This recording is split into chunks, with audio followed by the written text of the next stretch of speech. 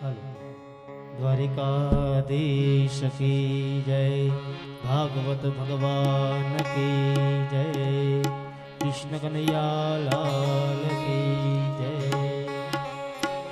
कृष्ण गोविंद गोविंद गोपाल नंद लाल, राधे गोविंद गोविंद गोपाल नंद लाल। कृष्ण गोविंद गोविंद गोपाल नंद लाल, राधे गोविंद गोविंद गोपाल नंद लाल।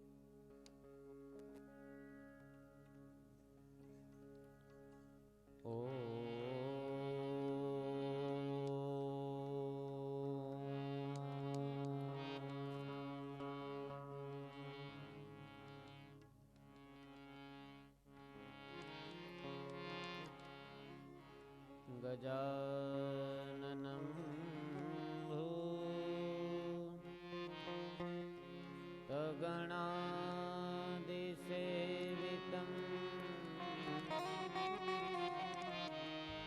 कपीथजम्बो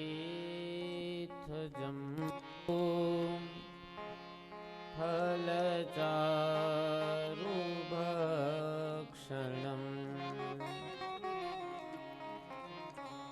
उमासुतं सो कविनाशकारकं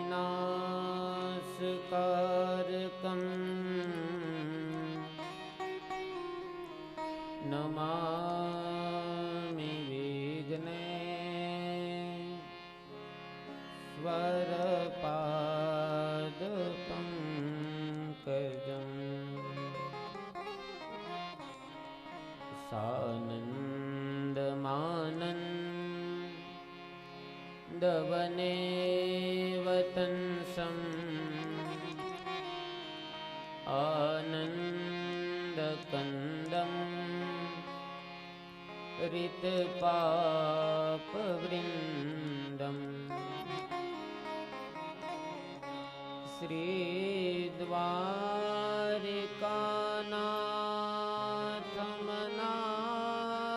श्रीद्वारिकानाथमनाथनाथम् श्रीद्वारिकेशं शरणं प्रपद्ये चिन्तासन्तानहन्तारो यत्पादाम्बुजरेणव स्वीयानां तान्निजाचार्यान् प्रणमामि मुहुर्मुहुः। वसुदेवसुतं देवं कंसचाणूरमर्दनम् देवकी परमानन्दम् श्रीकृष्णं वन्दे जगद्गुरुं श्रीकृष्णं वन्दे जगद्गुरुं। श्री भागवत भगवान की जय। श्री द्वारिकाधीश की जय। श्री रामचंद्र भगवान की जय। श्री रामदास बापूनी जय। गौ मात की जय। श्री स्वामीनारायण भगवान की जय। श्री वल्लभाधीश की जय। श्याम सुंदर श्री यमुने महारानी की जय। परम दयाल गोसाई जी महाराज की जय। श्री रामदेव जी महाराज की जय। पवन पुत्र श्री हनुमान जी महाराज की जय। आद्य शक्ति श्री कुलदेवी मात की जय। श्री सद्गुरु भगवान की जय। सत्य सनातन धर्म की जय। बार बार वंदना हजार बार वंदना मेरे सद्गुरु जी को लाख बार वंदना। बार बार वंदना हजार बार वंदना मेरे सद्गुरु जी को लाख बार वंदना। मेरे सद्गुरु जी को लाख बार वंदना। मेरे सद्गुरु जी को लाख बार वंदना। जय हो।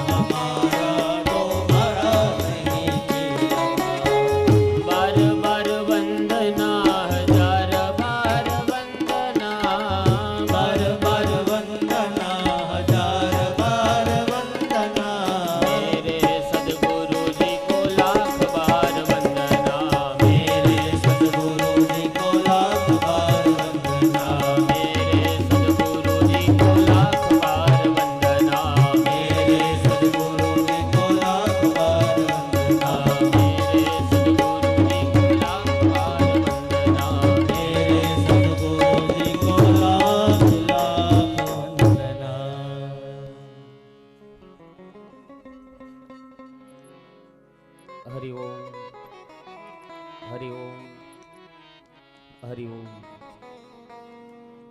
સર્વશક્તિમાન વાણી સ્વરૂપ, વાંગમય સ્વરૂપ, શબ્દમય દેહ એવા ગ્રંથરાજ શ્રીમદ ભાગવતજીને પ્રણામ. માં સરસ્વતી સાથે, વીણાવાદીની સરસ્વતી સાથે જોડાયેલા છે એવા સંગીત તજ્ઞો, ભાગવતનું જે પારાયણ કરી રહેલા છે એવા બ્રહ્મભેતા બ્રાહ્મણો, આ કથા માટે નિમિત્ત માત્ર યજમાન શ્રી રામનાથ ધૂન મંડળ કેશોદ પ્રવીણદાન ગઢવી ગ્રુપ તેમજ ધોરીવાવ ગૌશાળા સમસ્ત આયોજિત ટ્રસ્ટ મંડળ, આટલા વ્યસ્ત જીવનમાં પોતાનો કિંમતી સમય કાઢી અને કથા પંડાલની અંદર બિરાજમાન આપ ભાગ્યવાન શ્રોતાઓ તેમજ જીટીપીએલ ચેનલના માધ્યમથી લાઈવ નિહાળી રહેલા દરેક શ્રોતાઓના હૃદય કમળમાં બિરાજમાન એ પરબ્રહ્મ પરમાત્માને વંદન. સૌને જય શ્રી કૃષ્ણ. ભાગવતજીની કથાનો આજ તૃતીય દિવસ, એનું દ્વિતીય સત્ર. સવારના સત્રમાં આપણે રાજા પરીક્ષિતના જન્મ અને કર્મની એ દિવ્ય કથાને સાંભળી. જેનું મૃત્યુ નજીક આવે એવા વ્યક્તિએ શું કરવું જોઈએ એનો ઉપદેશ સુખદેવજી મહારાજ રાજા પરીક્ષિતને આપે છે. તક્ષકાત આત્મનો મૃત્યુ દ્વિજપુત્રોપસર્જિતાત. રાજા પરીક્ષિતને શ્રાપ છે કે 7મા દિવસે તને જીવતો એ તક્ષક નાગ કરડશે. અનજડનો ત્યાગ કર્યો, રાજગાદીનો ત્યાગ કર્યો, સત્તા સંપત્તિનો ત્યાગ કરી રાજા પરીક્ષિત એ ગંગાના ઘાટ ઉપર આવે છે. રાજા પરીક્ષિતની જિજ્ઞાસાના કારણે સુખદેવજી મહારાજ એની સામે વ્યાસ ગાદી ઉપર બેઠા છે. સુંદર મજાની ભાગવત કથા કહે છે. રાજા પરીક્ષિત પ્રશ્ન કરે અને ઈ પ્રશ્નના જવાબ રૂપે સુખદેવજી મહારાજ એ રાજા પરીક્ષિતને કથા સંભળાવે. કારણ કે રાજા પરીક્ષિતના એક એક પ્રશ્ન એ કૃષ્ણ તરફ જવા માટેના પ્રશ્ન છે. અને એટલા માટે આવા પરમ યોગી સમર્થ એ સુખદેવજી મહારાજ જેવા ગુરુ એ રાજા પરીક્ષિતને મળ્યા. કારણ કે એ કોટીનો જીવ છે. આ દુનિયામાં ઈશ્વરનો નિયમ છે, જેને જે વસ્તુ જોતી હોય ને ઈશ્વર એના સુધી એ વસ્તુ પહોંચાડી દે. આ દુનિયામાં કોઈ પણ વસ્તુનો અભાવ નથી. તમે શેના ઘરાક છો ને એ મોટી બાબત છે. તમને કઈ વસ્તુ પસંદ છે તમારા સુધી ઈશ્વરે વસ્તુને અવશ્ય પહોંચાડે. આ બાજુ રાજા પરીક્ષિતની પાસે અવધૂત વેશમાં સુખદેવજી મહારાજ પધાર્યા છે. સુંદર મજાની ભાગવત કથાની કહેવાની શરૂઆત કરે છે. ભગવાન એ નારાયણ, ભગવાન બ્રહ્માજી એ નારાયણની નાભી કમળમાંથી ઉત્પન્ન થાય. નારદજી પ્રશ્ન કરે છે કે આપ પરમાત્મા છો? કીધું ના, મારા ઉપર પણ એક કોઈ ઉપરી સત્તા છે કે જેનું હું જપ કરું છું. જેની વેદો પુરુષુક્ત દ્વારા જેની સ્તુતિ કરે એ વિરાટ નારાયણ એ પરબ્રહ્મ પરમાત્મા છે. શાંતાકારમ ભુજગ શયનમ, શાંત છે, શેષ સૈયા ઉપર જે શયન કરે છે એ પરબ્રહ્મ પરમાત્મા છે. અને એ સમયે બ્રહ્માજી એ ભગવાનને કહે છે કે હે ભગવાન, મને ઉત્પન્ન કરવાનું કારણ શું છે? ત્યારે ભગવાન નારાયણ કહે છે કે આપ સૃષ્ટિ ચક્રનો ક્રમ સંભાળો. બ્રહ્માજી ભગવાનને કીધું છે કે પ્રભુ, આપની આજ્ઞા અનુસાર હું સૃષ્ટિના ક્રમને તો સંભાળું, પણ આ સૃષ્ટિના આ સર્જનની અંદર મને મોહ ન થાય ને એવી મારા ઉપર તમે કૃપા કરજો. ભગવાન કહે છે હું તમને ચતુશ્લોકી ભાગવતનો ઉપદેશ આપું છું અને આ ઉપદેશ તમે તમારા હૃદયમાં ધારણ કરજો. તમને મોહ માયા તમને સ્પર્શ નહીં કરી શકે. અને એ સમયે ચતુશ્લોકી ભાગવત એ ભગવાન નારાયણ એ બ્રહ્માજીને આપે છે. કહે છે કે તમે માયામાં નહીં પડી શકો. જ્યાં સુધી તમે આ ચતુશ્લોકી ભાગવતના જ્ઞાનને તમે હૃદયમાં ધારણ કરશો, માયા તમને સ્પર્શ નહીં કરે. બ્રહ્માજી ચતુશ્લોકી ભાગવત ભગવાનની પાસેથી લઈ પોતાના પુત્ર નારદને આપે છે.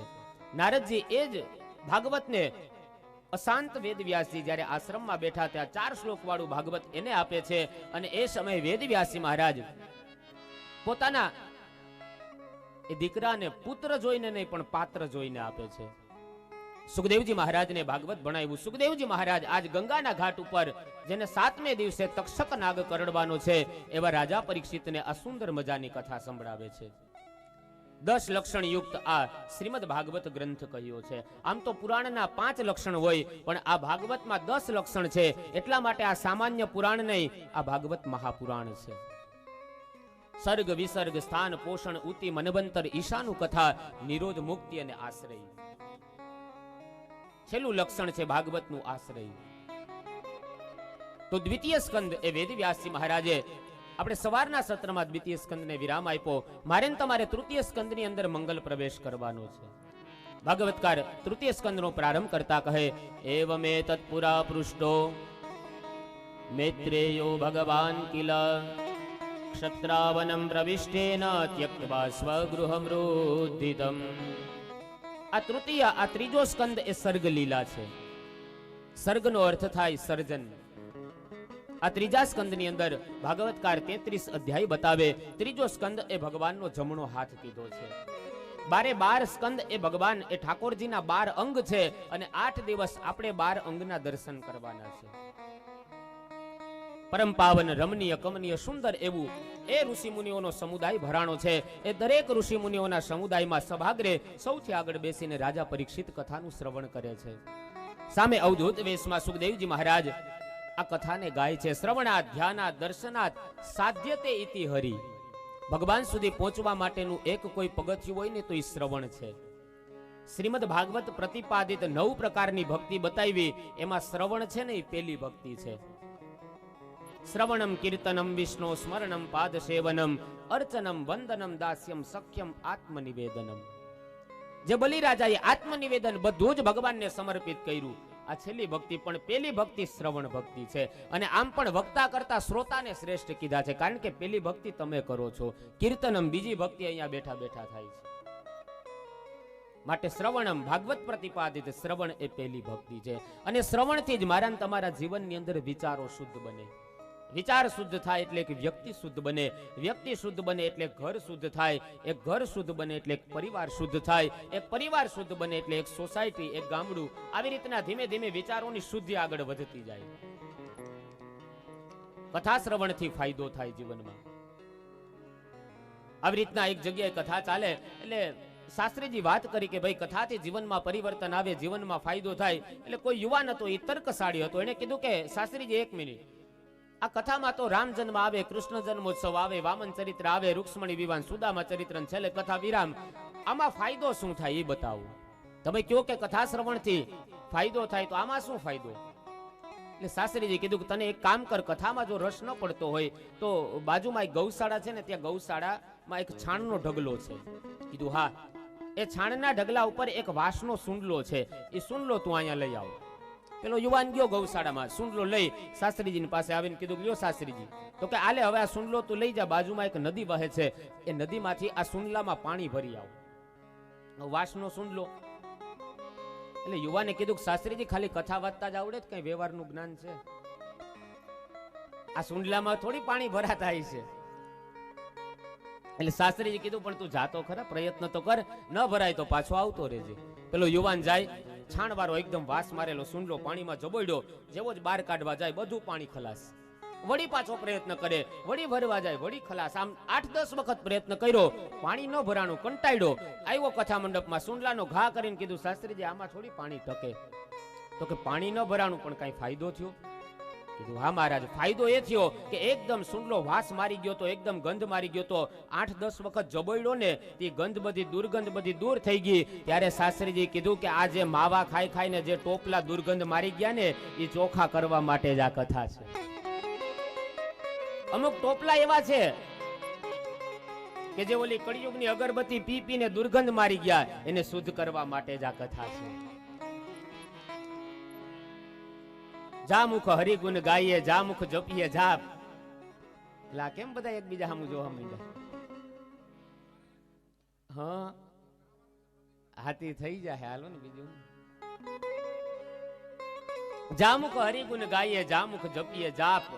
ઉન્मुख से जो धुआं निकले तो पूर्व जन्म का पाप.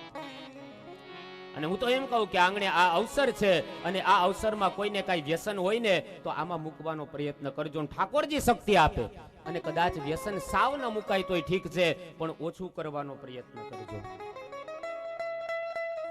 એનાથી ઈશ્વર બહુ રાજી થાય. અને ઈશ્વરે હાલો ઈ બહુ ઊંચી વાત છે, ઈશ્વર રાજી થાય કે નહીં એમાં નથી પડવું, પણ આપણા ઘરના સભ્યો તો ચોક્કસ રાજી થાય. કહેવાનો અર્થ કે આ એક અવસર છે, કોઈને એવા વ્યસન હોય તો એને મૂકવાનો પ્રયત્ન કરજો. કહે છે શ્રવણાત ધ્યાનાત દર્શનાત ઇતિ સાધ્યતે હરિ. ભગવાન સુધી પહોંચવા માટેનું એક પગથિયું એટલે ભગવાનની કથાનું શ્રવણ. ઋષિ સભામાં ઋષિ સત્રની અંદર સૌથી આગળ રાજા પરીક્ષિત બેઠા છે. સુખદેવજી મહારાજ વર્ણન કરતા કહે, હે પરીક્ષિત, હવે હું તમને મૈત્રેય ઋષિ અને ભક્ત વિદુરજીનો સુંદર મજાનો સંવાદ સંભળાવું. એક સમયે ભક્ત વિદુરજી પોતાનું સમૃદ્ધિમાન ઘરને છોડી અને ઘરનો ત્યાગ કરીને યાત્રામાં જતા રહ્યા. પરીક્ષિત કહે છે, ગુરુદેવ, એવી તો શું ઘટના બની કે સમૃદ્ધિમાન ઘરને છોડીને વિદુરજીને જતું રહેવું પડ્યું?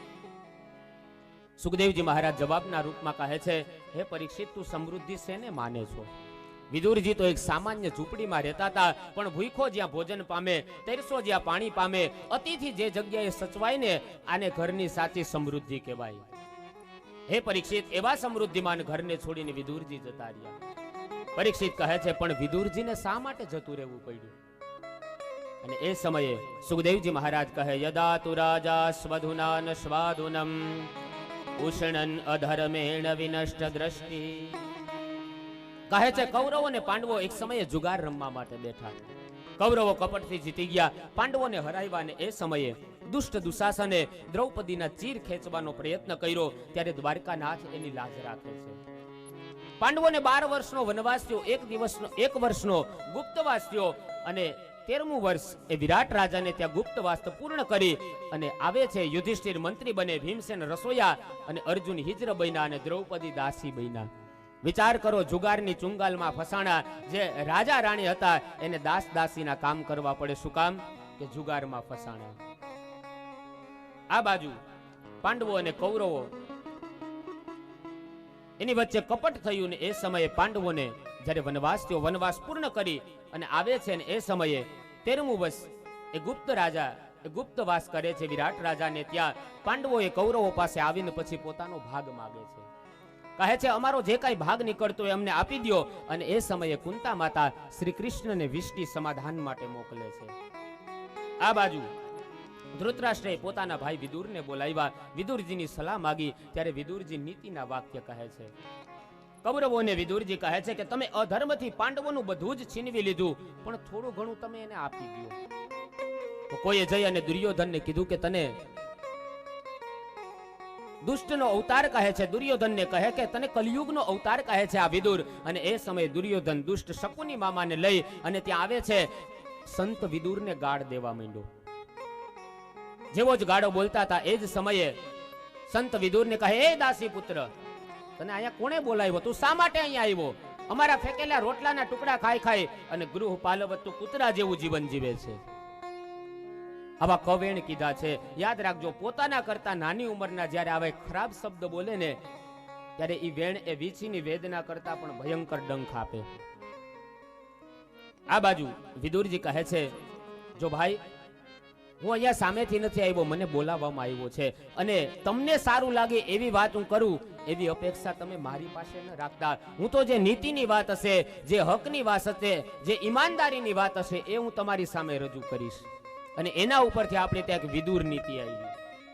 અદ્ભુત, વાંચવા જેવું. વિદુરજી કહે કે તમને સારું લાગે એવું બોલવા માટે હું નથી આવ્યો, જે સત્ય છે ને એ બોલવા માટે આવ્યો છું. કદાચ તમને ભલે દુઃખ લાગે પણ હું સત્ય વાત કહીશ. એમાં આ વ્યાસપીઠ પણ આ સત્યની પીઠ છે, આ સત્યની ગાદી છે. અહીંયાથી કોઈના વખાણ થાય ને સારું લાગે એવું નહીં બોલવાનું. જે સાચું હોય, જે સત્ય હોય ને એ બોલવું જોઈએ. નહીતર એક જગ્યાએ એક રાજાને એક કથા સંભળાવવા માટે જાય. કથાના વક્તા દરરોજ એને કથા સંભળાવે, દરરોજ રાજાને રાજી કરે, ખુશ કરે, એવી સારી સારી વાતો કરે, રાજાના વખાણ કરે, એટલે રાજા આનંદમાં આવે. હવે એક સમયે એ વક્તા બીમાર પડે છે, એટલે એના પુત્રને કીધું કે બેટા, આજનો દિવસ મને શરીર અસ્વચ્છ છે, એટલે તું રાજાને કથા સંભળાવવા જા. હવે જેવો જ બાળક એ રાજાની પાસે જાય, કથા સંભળાવે, અને કથાની અંદર એવું આવે કે ભાઈ જે વ્યક્તિ દારૂ પીવે એને નરક ભોગવવું પડે, જે વ્યક્તિ મદિરા પીવે, જે વ્યક્તિ માંસ ભક્ષણ કરે એને કુંભી નામનું નરક ભોગવવું પડે. આવી વાતો કરે. રાજાને ક્રોધ આવ્યો, અરે રે, મારે તો આ બધું વ્યસન છે અને આ મને આવી સલાહ આપે છે.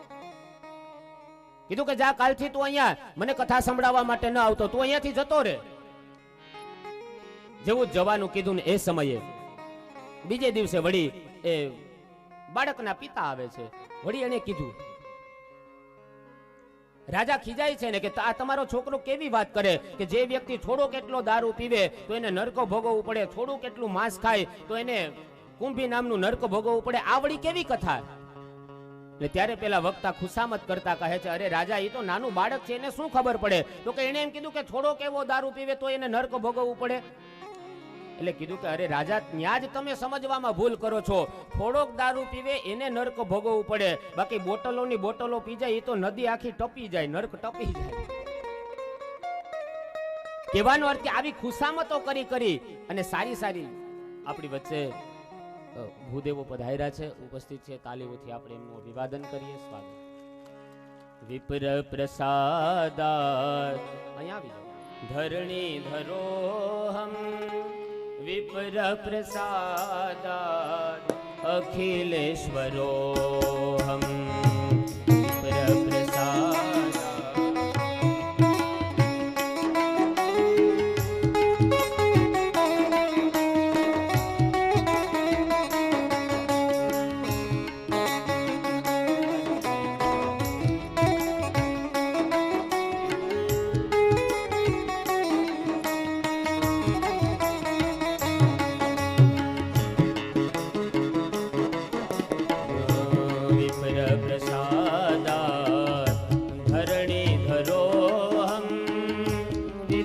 પ્રસાદાત અખિલેશ્વરોહમ વિપ્ર પ્રસાદાત ધરણીધરોહમ.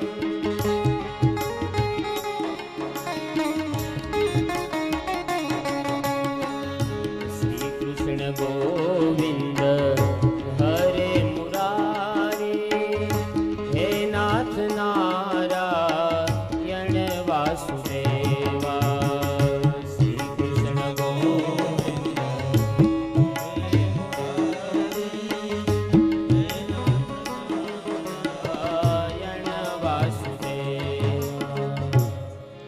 વિદુરજી કહે છે, હું તો જે નીતિની વાત છે, જે સત્ય છે, જે હકીકત છે એ તમને કહીશ, અને ધક્કો મારીને બહાર કાઢવાની કોઈ જરૂર નથી. જ્યાં આપણું માન ન જળવાય, જ્યાં આપણું સન્માન ન જળવાય, ત્યાં રહેવાનો કોઈ મતલબ જ નથી. અને એ સમયે ધનુર્ધારી નિદાય માયામ, જે યુદ્ધ કરવા માટેના જે શસ્ત્ર હતા એ શસ્ત્રને ત્યાં વિદુરજી રાખી અને ત્યાંથી જતા રહ્યા. આ બાજુ અપમાન પામેલા વિદુરજી જ્યારે ઘરે પહોંચ્યા અને એ સમયે મુખ ઉપર એટલું બધું હાસ્ય છે. સુલભાદેવી પૂછે છે કે નાથ, આજે આટલા બધા કેમ આનંદમાં છો, આટલા બધા રાજી છો, એનું કારણ શું છે? વિદુરજી કહે છે, દેવી, વાત એવી છે કે દ્વારિકાનાથ પધારે છે અને સમાચાર એવા મળ્યા છે કે વિષ્ટિ માટે સમાધાન માટે આવે, પણ મારું અંતઃકરણ, મારું મન એમ કહે છે કે વિષ્ટિનું સમાધાનનું તો ખાલી બાનું છે, પણ ખરેખર મારી તારી ભક્તિથી પ્રસન્ન થઈ અને મને તને દર્શન આપવા માટે આવે છે. મને એવું લાગે છે કે આપણી ભક્તિ પરાકાષ્ઠાએ પહોંચી ગઈ હોય, આજ એવો ભાસ થાય છે મને. એ સમયે ભગવાન હસ્તિનાપુર પધારે, બધાને મનાવે છે કે ભાઈ હવે યુદ્ધ ન કરો, યુદ્ધની અંદર તમે ઘણું બધું ખોઈ બેઠા. ધૃતરાષ્ટ્રને કૃષ્ણએ કીધું છે, કૃષ્ણ કહે છે કે તમે પાંડવોનું કપટથી બધું જ લઈ લીધું, એક કામ કરો, 5 ગામ તમે એને રહેવા માટે આપી દો. ધૃતરાષ્ટ્રએ કીધું કે કૃષ્ણ, મારે વિચારવું પડે. આ બાજુ દુર્યોધન કહે છે કે 100ની અણી જેટલો પણ જો ભાગ જોતો હોય ને તો યુદ્ધ વગર નહીં મળે. ત્યારે કનૈયો કે તો 6ઠું ગામ એ અમારા માટે હવે રણ સંગ્રામ છે, અમે હવે યુદ્ધ કરીને મેળવશું. અને એ સમયે ભગવાન એ દુર્યોધનના ઘરનો, એ મહેલનો ત્યાગ કરી અને જેવા જવા માટે નીકળ્યા ત્યારે દુર્યોધન કહે છે, અરે રે કૃષ્ણ, ઉભા તો રહ્યો, તમારા માટે 6 મહિનાથી હું આ 56 પ્રકારના ભોગની તૈયારી કરું, આ તમે મારા 56 ભોગ તો આરોગતા જાઓ. ત્યારે કનૈયો કહે છે, જે વ્યક્તિ ભોગ જીવનમાં જીવતો હોય એને ત્યાં હું શું ભોગ જમું? હું તો જે ભાવ જગતમાં જીવતો હોય એને ત્યાં જમું. ને એ સમયે ભગવાન શ્રી કૃષ્ણ ઉદ્ધવને કીધું કે ચાલો ઉદ્ધવ, હવે આપણે અહીંયા ભોગ નથી આરોગવો. ઉદ્ધવજી પૂછે છે, અરે પ્રભુ, અત્યારે આપણે ક્યાં જશું?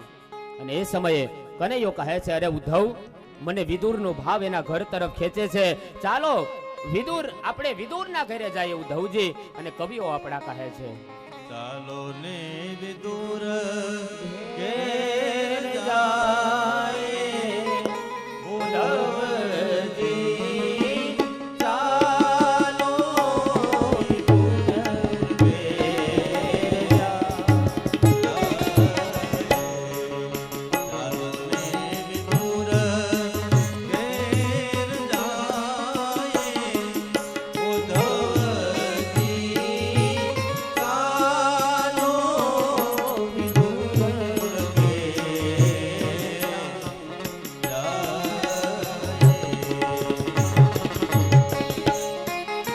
બાજુ ઉદ્ધવનો હાથ પકડી કનૈયો કહે છે કે ચાલો મારે વિદુરના ઘરે જવું છે, મને એની ભક્તિથી હું પ્રસન્ન છું. અને બંને જ આજ પતિ પત્ની સુલભાદેવી અને વિદુર ભગવાનના નામનું આરાધન કરે છે. એના ઘરે કોઈ ફેસિલિટી નથી, પણ કવિઓ કહે છે વિદુરના ઘરે શું છે અને શું જોઈને ભગવાન એને અહીંયા આવે છે. કવિ કહે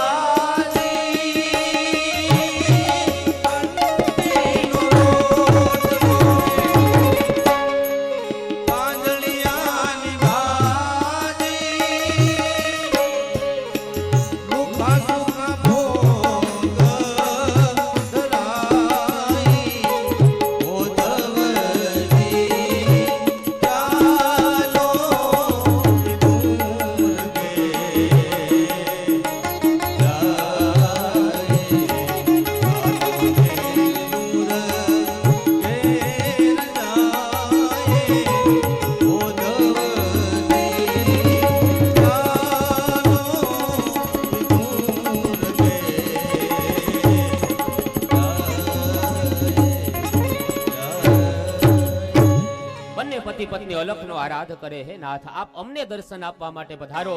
અને ભગવાન પણ બંધાયેલા છે કે નાહમ વસામિ વૈકુંઠે યોગીનામ હૃદયેન ચ મદ ભક્તા યત્ર ગાયંતી તત્ર તિષ્ઠામિ નારદ. જ્યાં મારા ભક્તો ભેગા મળી મારું ભજન કરે, કીર્તન કરે, હે નારદ, ત્યાં સદાયને માટે મારો વાસ છે. પુષ્પે ગંધમ તિલે તેલમ કાષ્ટેક નિંપય શીઘ્રિતમ ઇક્ષો ગુડમ તથા દેહે પશ્ચાત્માનમ વિવેકિતઃ. જેમ શેરડીમાં જ ગોળ છે, જેમ દૂધમાં જ ઘી છે, જેમ તલમાં જ તેલ છે, જેમ કાષ્ટમાં જ અગ્નિ છે, જેમ ફૂલમાં જ સુગંધ છે, એવી જ રીતના જીવની અંદર પણ પરમાત્મા સમાયેલો છે. માટે જ્યાં મારા ભક્તો મારું કીર્તન કરે ત્યાં મારો વાસ છે. ભાગવતજીની કથા મને તમને અહીંયા બોધ આપે છે. મનુષ્યનું જીવન જ્યારે પવિત્ર બને, સત્ય, તપ, પવિત્રતા અને દયા આનું આચરણ લોકોમાં થવા માંડે, ત્યારે વિના આમંત્રણે એના ઘરે ભગવાન પધારે. વિદુરજીની ઝૂંપડી આજ વિના આમંત્રણે કનૈયો આવે છે. ઝૂંપડી આવી દરવાજો ખખડાવે છે. અરે કાકા, જરા બહાર તો આવો. જેવો જ કાકા શબ્દ સંભળાણો ને એ સમયે વિદુરજી અને સુલભાદેવી વિચાર કરે, જરૂર કનૈયો આવ્યો. અને એ સમયે જેવી જ એક કમાડ ખોલે ત્યાં તો સશંખ ચકરમ સકિરીટ કુંડલમ સપીત વસ્ત્રમ સરસી રૂહે ક્ષણમ. સુંદર મજાના ભગવાનના દિવ્ય એ ચતુર્ભુજ શંખ ચક્ર ગદા પદ્મ ધારણ કરેલા દિવ્ય ભગવાનના મૂર્તિના દર્શન થાય છે.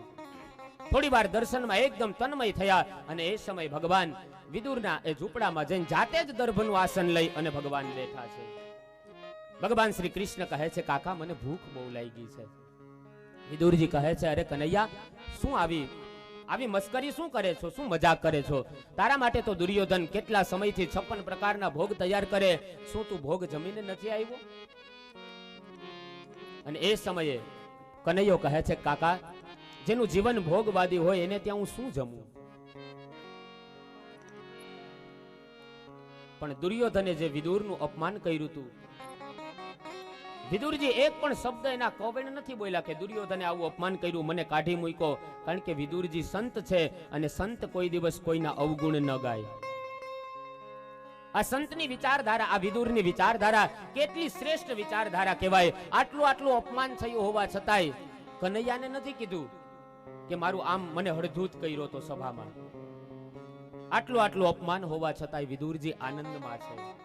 અને એટલા માટે જ ક્યારેક આપણે સંતોના જીવન ચરિત્રો વાંચીએ, એના જીવનમાં અનેક પ્રકારના કષ્ટો પડ્યા હોય, અનેક પ્રકારના દુઃખો પડ્યા હોય, પણ છતાંય આપણી વચ્ચે જ્યારે સંત આવે ને ત્યારે હસતા હોય. આ સંતોના જીવનમાંથી આ શીખવાનું. પૂજ્ય બ્રહ્મલીન ડોંગરે બાપા 3 સંતોની વાત કરતા. કાર્તક મહિનાની પંઢરપુરની અંદર જ્યારે મેળો ભરાય અને એની અંદર ઉત્તર ભારતથી તુલસીદાસ આવે, દક્ષિણ ભારતથી એકનાથજી આવે, મહારાષ્ટ્રથી તુકારામ આવે અને આપણા ગુજરાતમાંથી નરસિંહ મહેતા. આ પંઢરપુરમાં આખી સંતોનો એ મેળાવડો લાગે અને એક પછી એક સંતોએ વિઠ્ઠલનાથના દર્શન કરવા માટે આવે. એમાં એકનાથજી વિઠ્ઠલનાથના દર્શન કરીને કહે છે, હે વિઠ્ઠલનાથ, તારી મારા ઉપર બહુ કૃપા છે. સારું થયું તે મને આવા કહિયાગરા પત્ની આપ્યા. હું જ્યારે ભજન કરવા બેસું ત્યારે મને મદદ કરે, મને દીવો, અગરબત્તી, પૂજા પાઠની સામગ્રી આ બધું હે ભગવાન મને તૈયાર કરે. હે વિઠ્ઠલનાથ, તારી મારા ઉપર બહુ કૃપા છે કે મને આવા તે સમજદાર પત્ની આપ્યા. વિઠ્ઠલનાથનો આભાર માને, વિઠ્ઠલનાથના દર્શન કરે તો વળી પાછા તુકારામ આવે. તુકારામ આવીને કે હે ભગવાન, હે વિઠ્ઠલનાથ, તારી મારા ઉપર બહુ કૃપા છે કે તે મને આવા ઝઘડાખોર પત્ની આપ્યા. સારું થયું તે મને આવા પત્ની આપ્યા જેથી કરીને મારું મન એ પત્નીમાં ન લાગે અને ભગવાન તારામાં લાગે મારું મન. સારું થયું કે અને તુકારામના પત્ની ગજબ ઝઘડાખોર. તુકારામ એ વૈષ્ણવને ત્યાં એક વખત એ હરિભજન કીર્તન કરવા માટે ગયા, એટલે વૈષ્ણવ દયાળુ એટલે આખું ફળનું ગાડું ભરી દીધું તુકારામને. હવે તુકારામનો એક નિર્મળ સ્વભાવ કે રસ્તામાં જે વ્યક્તિ આવે સામો મળે એટલે એને પ્રસાદના સ્વરૂપે એક ફળ આપે. ગાડું હાલ્યું જાય ને કોઈ એમ કે તુકારામ જય વિઠ્ઠલ એટલે એક ફળ લઈને આપી દે. વળી સામું કોઈ મળે જય વિઠ્ઠલ, વળી એના હાથમાં ફળ આપી દે. હવે ઘરે પહોંચ્યા ને બધું ફળ ખૂટી ગયું, એક શેરડીનો સાઠો વૈધો હતો. હવે એના પત્ની જીજા એકદમ એ ક્રોધીલા સ્વરૂપના હોય, ગણાય ધુંધુલી, એટલે ફટાકા જ બોલાવતા હોય આખો દી. ઘરમાં પગ ન મૂકેતા તો તુકારામે ગાડું આખું લઈને ગયા, પણ એમાં એક જ શેરડીનો સાઠો વૈધો. એના પત્ની કે આટલું બધું ફળ હતું, આખું ગાડું લઈને આવ્યા તો બીજું ફળ ક્યાં? તો કે મેં તો બધાને પ્રસાદ તરીકે આપી દીધું. અને એ શેરડીનો સાઠો એક જ શેરડીનો સાઠો હતો. જોરથી જીજાએ હાથમાં લઈ અને તુકારામની પીઠ ઉપર ભટકાડ્યો અને એ જ સમયે બે કટકા થઈ ગયા. અને ત્યારે એ તુકારામ હસતા હસતા કહે છે, દેવી સારું થયું તમે આ શેરડી મારી પીઠમાં મારી, કારણ કે શેરડી એક હતી, આપણે બે જણા હતા, અત્યારે હું સુડી ગોતવા ક્યાં જાય? અને આ પ્રયોગ આપણે કર્યો હોય જોઈએ, બીજે દી માવતર હોય કે નહીં. તુકારામ બે હાથ જોડીને ભગવાનને કહે છે, હે વિઠ્ઠલનાથ, તારી મારા ઉપર બહુ કૃપા કહેવાય કે મને આવા ઝઘડાખોર પત્ની આપ્યા જેથી કરીને મારું મન એમાં ન લાગે ને મારું મન એ પ્રભુ તમારામાં લાગી જાય. વળી તુકારામ જાય, વળી વિઠ્ઠલનાથના દર્શન કરવા માટે નરસિંહ મહેતા આવે. નરસિંહ મહેતાને આવીને કોઈ કહે કે તમારા પત્ની મેથી ગુજરી ગયા. કીધું ભલું થયું, ભાંગી જંજાળ સુખે બચશું શ્રી ગોપાલ. વિચાર તો કરો, આ સંતની વિચારધારા કેટલી અદ્ભુત વિચારધારા કહેવાય. અને ભારત દેશ છે ને એ તો વિચારોને પૂજનારો દેશ છે. ભારત દેશ એ પૈસાને સંપત્તિને પૂજનારો નહીં, પણ જે સંપત્તિનો ત્યાગ કરીને જતા રહ્યા ને એને પૂજનારો આપણો ભારત દેશ છે. આ દુનિયા તો ત્યાગને માથડા ન મારે. આની વિચારધારા જો એકને પત્ની અનુકૂળ હતા છતાં ભગવાનની કૃપા માયની, એમાં ભગવાનની કૃપા માયની. એકને પ્રતિકૂળ હતા અને ભગવાનની કૃપા માયની, અને એકના ગુજરી ગયા છતાં કીધું કે ભલું થયું, ભાંગી જંજાળ. હે વિઠ્ઠલનાથ, તારી બહુ કૃપા કહેવાય કે જે અવરોધ હતો, હરિભજન કરવા માટે એક બંધન હતું, એ પણ આજ તે છીનવી લીધું. હવે ભજન કરવા માટે મને કોઈ વિક્ષેપ નહીં કરે. આજ સંત વિદુરજી અતિ આનંદમાં છે. સંસારને છોડ્યા પછી જે સંસારીઓની ચિંતા કરે ને એને સાચો સંત કહેવાય. અને એવા જ એક રામદાસ બાપુ પરમ સમર્થ સંતનું મને તમને આજ સાનિધ્ય મળ્યું છે. આને સોનામાં સુગંધ ભળી કહેવાય. આવો ઓલિયો પુરુષ ખાલી એના ફોટા સામે જોઈએ ને તોય આપણી આંખમાં આનંદ છૂટે. કહેવાનો અર્થ, અને વાત કરતા હતા ને કે બાપુએ કોઈ દિવસ વસ્ત્ર શરીર ઉપર નહોતું ધારણ કર્યું, આ તો ફોટો પડાવવાનો હતો એટલે એ કુર્તો પહેર્યો હતો. કહેવાનો અર્થ કે આવા સંતો આપણી વચ્ચે હોય અને એના જ્યારે કામ થતા હોય તો ચોક્કસ, અને એમાં જે વ્યક્તિ જોડાય એ સંતના આશીર્વાદ મળે. અંતરિક્ષમાંથી એનો આત્મા બહુ રાજી થતો હોય. આ બાજુ ભગવાન જમવાનું માગે છે, કહે છે ભૂખ લાગી છે, કઈ જમવાનું હોય તો આપો. વિદુરજીને સંકોચ થાય છે, અરે રે તાંજરિયાની ભાજી ભગવાનને આપું? આ તો 56 પ્રકારનો ભોગ આરોગનારો છે. સુલભાદેવી કૃષ્ણને કીધું, હે દ્વારકાધીશ, તમે કેળા ફળી લેશો? ભગવાન કહે, હા હા કાકી, કેમ નહીં, મને અત્યારે ભૂખ લાગી છે, કોઈ પણ મને સામગ્રી તમે આપો. અને એ સમયે સુલભાદેવી કેળા ફળી લઈ અને ભગવાન શ્રી કૃષ્ણને જેવા જ એ કેળા જમાડવા માટે જાય ને એ સમયે કેળાની છાલ ઉતારતા જાય. કેળાનો અંદરનો જે ગર્ભ હતો એ બહાર ફેંકી દીધો અને કેળાની છાલ એ પ્રેમમાં અને તન્મય થયેલા કેળાની છાલ ભગવાનના મુખમાં આપી. અને એ સમયે વિદુર કહે, અરે રે સુલભાદેવી, આ તમે શું કરો છો? કેળાનો ગર્ભ નહીં, કેળાની છાલ તમે ભગવાનના મુખમાં પધરાવી, આપણે ક્યાં જન્મમાં છૂટશું? અને એ સમયે સુલભાદેવી રડતા રડતા કહે છે, અરે રે કનૈયા, હું તો તારા પ્રેમમાં ગળાડૂબ હતી, મને ખબર નહીં કે હું તને કેળાનો ગર્ભ ખવડાવું કે કેળાની છાલ, પણ તારે તો મને કહેવું જોઈએ ને કે કાકી આ ગર્ભ નથી, આ કેળાની છાલ આપો છો. ત્યારે કનૈયો કહે છે, અરે કાકી, તમારા પ્રેમમાં હું પણ એટલો ગળાડૂબ થઈ ગયો કે મને પણ ખબર ન પડી કે કેળાનો ગર્ભ આરોગું છું કે પછી કેળાની છાલ આરોગું છું. આને કહેવાય શ્રેષ્ઠ પ્રકારની ભક્તિ, જ્યાં ઈશ્વરને પણ નમી જવું પડે. ભગવાન સુલભાદેવી પાસેથી કેળાની છાલ ખાઈ સીધા જ રસોડામાં ગયા. ચૂલા ઉપરથી એ જે ભાજી તાંદરિયાની ભાજી હતી, હાંડી ઉતારી ઉદ્ધવ અને ભગવાન વિદુરજીની આજ ભાજી આરોગ્ય છે. दुर्योधन का मेवा त्यागी भाजी विदुर घर खाई, झूठे फल सब रीके खाई, बहुविध प्रेम लगाई, सबसे ऊंची प्रेम सगाई. प्रेम के बस अर्जुन रथ हाई को भूल गए ठकुराई, ऐसी प्रीति बढ़ी वृंदावन की गोपियन नाच नचाई, सबसे ऊंची प्रेम सगाई. ईश्वर ने राजी करवा माटेનું જો કોઈ તત્વ હોય ને તો એ માત્ર ને માત્ર પ્રેમ છે. અને એટલે કીધું છે કે વાલો મારો પ્રેમ ને વશ થયા રાજી, નહીં કે વાલો મારો પૈસા ને વશ થયા રાજી. ઈશ્વર ને જો કોઈ ગમતું હોય ને તો એ માત્ર ને માત્ર મારો ને તમારો ભાવ, આપણો પ્રેમ એ જ ભગવાન ને ગમે છે. વિદુર ચરિત્ર મને તમને અહીંયા બોધ આપીને જાય, પરમાત્મા સાથે એવી પ્રીતિ કરો, એવી પાપ છોડીને એવી ભગવાનની ભક્તિ કરો કે ભગવાનને આપણા ઘરનું ભોજન આરોગવાનું મન થાય. શ્રદ્ધા સાચી હોય તો કબૂલ કરે કીર્તાર, ભાવ વગરની ભક્તિ ન પહોંચે પ્રભુ દ્વાર. જીવનમાં ભાવ મહત્વનો છે. ભગવાન દુર્યોધનના 56 પ્રકારના ભોગને ત્યાગી અને વિદુરને ત્યાં ભગવાન એ ભાજી આરોગે. 4 સ્વાદને કનૈયો કોઈ દિવસ ભૂલતો નથી. એક સબરીના બોર, એક વિદુર કાકાની એ તાંદરિયાની ભાજી, ત્રીજી વસ્તુ છે સુલભા દેવીના કેળાની છાલ, અને ચોથી વસ્તુ છે સુદામાના તાંદુલ. આ 4 સ્વાદને કનૈયો કોઈ દિવસ વિસરો નથી, કોઈ દિવસ ભૂલ્યો નથી. વિદુરજી હવે વિચાર કરે કે પ્રભુએ કૌરવોના ઘરનો ત્યાગ કર્યો, જરૂર હવે કૌરવોનો વિનાશ નક્કી થઈ ગયો છે.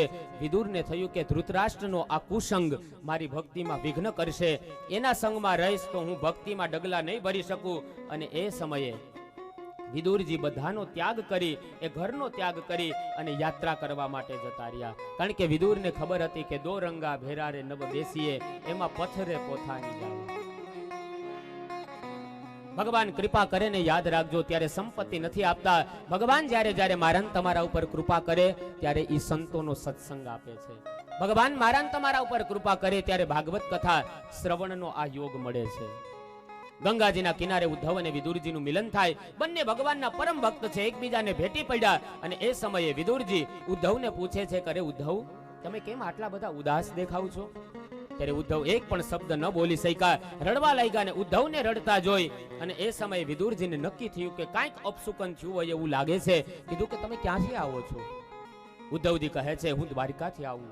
વિદુર વળી પ્રશ્ન કરે, અરે દ્વારકામાં વસુદેવ, દેવકી, નંદ બાબા આ બધા કુશલ મંગલ તો છે ને બલભદ્રને? ઉદ્ધવજી કહે છે અરે વિદુર, એક પણ અત્યારે હાજર નથી. આટલા શબ્દ સાંભળીને વિદુરજી કહે, અરે કનૈયાએ મારે ત્યાં ભાજી આરોગી મને વચન આપ્યું હતું કે હું તમને જ્ઞાન ઉપદેશ કરીશ, શું ભગવાનનું એ વચન મિથ્યા જશે?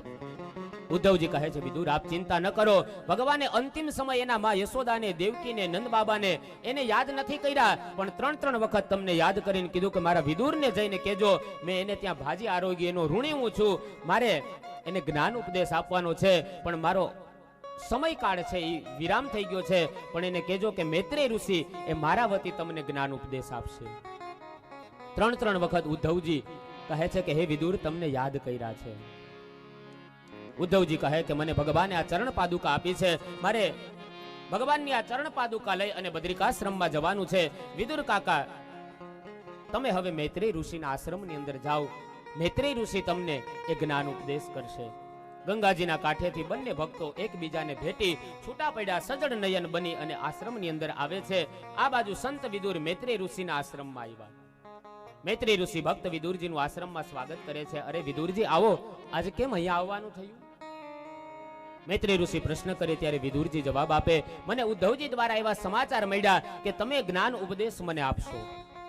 અને એ સમયે મૈત્રેય ઋષિ કહે છે હા ભક્તરાજ, આપ મને પ્રશ્ન કરો અને ઈ પ્રશ્નના જવાબ રૂપે હું તમને જ્ઞાન પીરસું.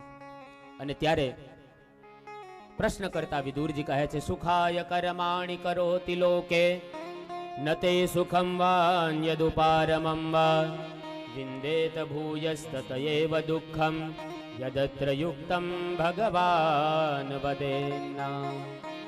કહે છે હે મૈત્રેયજી, આ જગતમાં સુખાય કર્માણિ કરોતિ લોકે, આ જગતમાં દરેક જીવ એ સુખ મેળવવા માટે થઈને કર્મ કરે છે, પણ છતાંય જ્યારે ડેલીનો એ દરવાજો ખોલે છે, જ્યારે ઘરનો દરવાજો ખોલે અને બહાર જાય, સુખ મેળવવા માટે બહાર જાય, તો સામે દુઃખ શું કામ આવીને ઊભું રહે છે?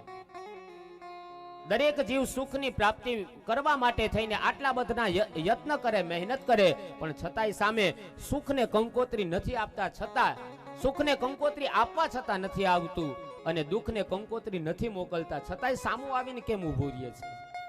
મૈત્રીજી, આ જગતની અંદર પ્રાણી માત્રને સુખી થવા માટે મહેનત કરે તો દુઃખી કેમ થાય છે?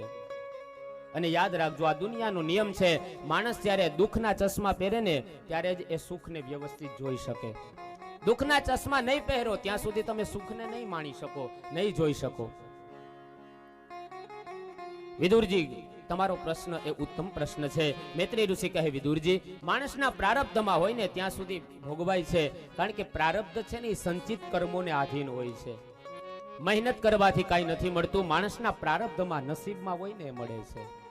કદાચ કોઈને એમ થાય, ગુરુબાપા મહેનત કર્યા વગર કાંઈ ન મળે, નસીબ તો એ તો બધું જે નિર્માલ્ય હોય એના માટેની વાત છે. પણ યાદ રાખજો, આપણા નસીબમાં છે ને એ જ આપણને મળશે. આ દુનિયામાં ઘણા બધા એવા લોકો છે કે જેને સિગ્નેચર કરતા નથી આવડતી, જે અંગૂઠા મારીને જે સિગ્નેચર કરે છે, એવા લોકો સવારથી સાંજ સુધીમાં કરોડો રૂપિયા કમાય છે. અને જે લોકો ખૂબ ભણ્યા છે એ લોકો પોતાના ખંભે એના જે પરિણામો હોય એની ઠેલીઓ રાખી રાખી અને એવા લોકોને ત્યાં નોકરી કરવા માટે જાય છે. વિચારો, મહેનત તો ભણવામાં પેલા વ્યક્તિએ કરી, આને તો અંગૂઠો મારીને સિગ્નેચર કરવાની, પણ છતાં એ કરોડો રૂપિયા કમાય છે. અને પેલો વ્યક્તિ ભણી ભણીને તૂટી ગયો હોય છતાંય એને ત્યાં નોકરી માટે કરગરતો હોય. કહેવાનો હેતુ એટલો જ છે કે મહેનતથી જ નહીં, પણ કાંઈક ઈશ્વર કૃપા કરે, કાંઈક ઈશ્વરનો અનુગ્રહ થાય ને ત્યારે માણસને પ્રાપ્તિ થાય. સતી વિપાકે જાતિ આયુ ભોગા, કર્મના વિપાક રૂપે માણસને આયુષ્ય અને ભોગ એનું નક્કી થઈ જાય છે. હે વિદુર, જીવ માત્રનો જન્મ થાય ત્યારથી જ એની જાતિને આયુષ્ય નક્કી થાય, કારણ કે જન્મની બાબતમાં જીવ જરાય સ્વતંત્ર નથી. સંતો એવું કહે છે કે માણસનો જન્મ, એનું આયુષ્ય માણસનું એ વર્ષમાં, મહિનામાં, અઠવાડિયામાં કે દિવસોમાં નહીં, પણ એક એક શ્વાસની અંદર માણસનું આયુષ્ય લખાયેલું છે. તો કર્મના વિપાક રૂપે માણસને આયુષ્ય અને ભોગ ભોગવવા મળતા હોય છે. વિદુરજી પ્રશ્ન કરે છે, મૈત્રીજી, આ સૃષ્ટિનો મને ક્રમ બતાવો, આ સૃષ્ટિ કેવી રીતના ઉત્પન્ન થઈ એનું મને જ્ઞાન આપો. મૈત્રી ઋષિ જવાબ આપતા કહે છે, વિદુરજી, ભગવાન વિરાટ નારાયણની નાભીમાંથી કમળ ઉત્પન્ન થયું, કમળમાંથી ભગવાન ચતુર્મુખ બ્રહ્માજી ઉત્પન્ન થયા. બ્રહ્માજી વિચાર કર્યો કે આ કમળનું મૂળ ક્યાં છે? દાંડલી ઉતરતા ઉતરતા નીચે જાય, મૂળ